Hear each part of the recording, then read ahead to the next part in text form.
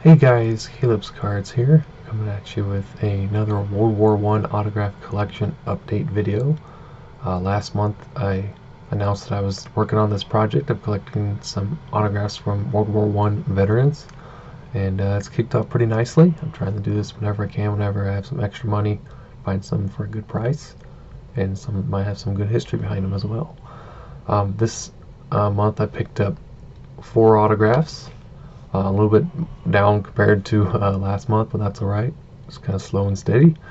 But got some pretty cool stuff here to share with you. So if you're into military history or just military autographs in general, I think you'll find this interesting. And I'll try and do a video at least every month for you guys. So first off, we'll start with this autograph signed by Stillman Munger. Let me just pull up. There's not a whole lot about him. But he was born 1902 and passed away in 2007. So he was about 105 years old. He is a U.S. Navy veteran, and he signed this postcard here. He did enlist after the war, but I still technically count it towards the World War I project because he was around the World War I era. So it's still cool. This was signed probably near time of his death, but this is a postcard of the World War I memorial in Kansas City, which hopefully I'll be able to visit that actually when we go back through Kansas, I'm sure, at least at some point, because if my sister's considering going to Bob Jones in South Carolina and we decide to drive again, we'll probably take a stop and see. So also I'd like to see the Negro League Museum as well there, but yeah, so that was one that I picked up. So very cool. Then this is my first ever signed check of anyone. It is from 1937. This is Robert Houston Noble. Took a little bit to try and find him because there's multiple Nobles, but he was a brigadier general in the U.S. Army. Also there you can see fought in the Indian Wars because he was born in 1861, so he fought against Geronimo all the way into World War I. I do have a picture of him that I was able to find, so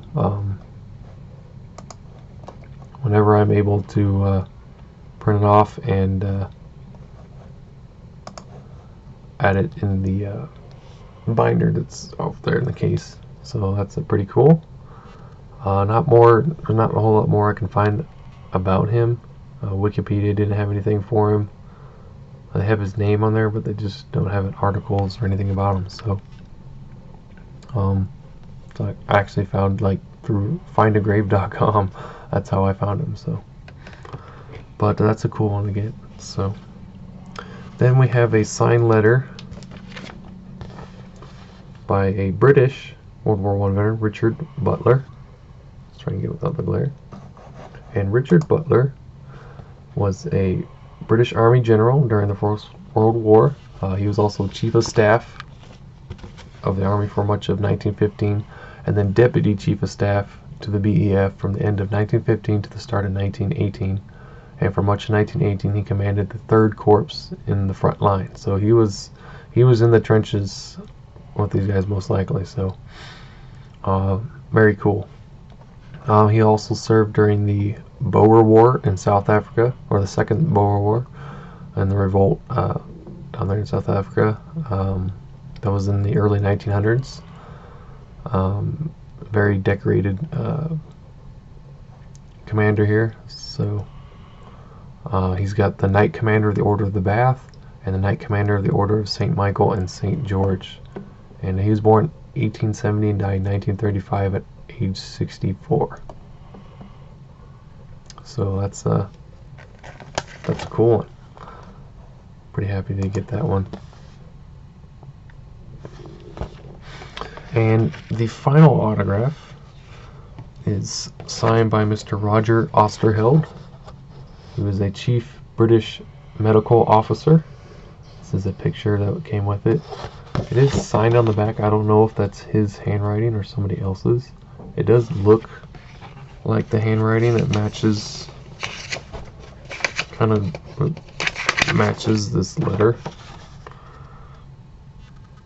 So looks like somebody wrote him something about talk about my income tax on the back, so pretty cool. So yeah, there's also not a whole lot about him either. Focus. There we go.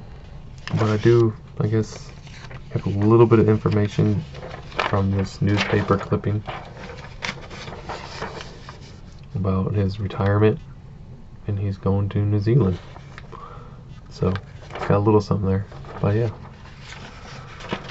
so that was a cool pickup. He also, I believe, did serve during World War II as well.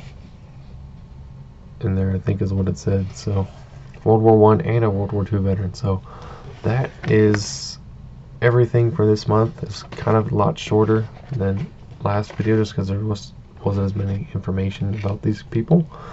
But hopefully I'll be able to find some more gems, and I'm gonna hopefully this week while I'm on vacation try to go down to the Brass Armadillo Antique Mall and maybe look at some old postcards and just see if maybe there's some World War I era postcards in there with people's signatures on them. That'd be kind of cool. So I'm gonna take a look. Hopefully that's the plan. So thanks guys for watching, and stay tuned for another update next month. So see y'all later. Bye.